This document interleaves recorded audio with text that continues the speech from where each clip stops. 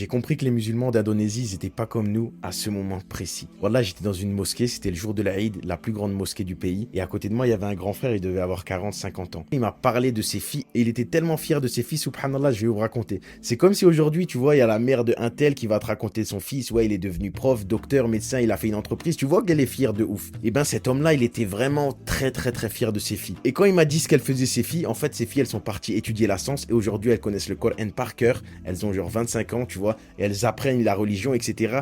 Et tu voyais que en te racontant ça, c'était ça sa fierté, tu vois. Et à ce moment-là, tu te rends compte qu'en fait, eux, ils ont pas les mêmes logiciels que nous. Aujourd'hui, nous, quelqu'un qui s'y connaît dans la religion ou qui apprend le Coran, etc., ça n'a pas vraiment de valeur à nos yeux, tu vois. C'est comme si, par exemple, une femme, elle a deux choix devant elle. Elle a un imam qui gagne 1000 euros par mois et un autre qui est professeur ou médecin ou ce que tu veux, qui gagne 3, 4, 5 000 euros par mois. À coup sûr, malheureusement, dans nos sociétés occidentales, même le fait d'être un imam, ça n'a plus vraiment cette valeur à nos yeux. Alors que eux, tu vois, ils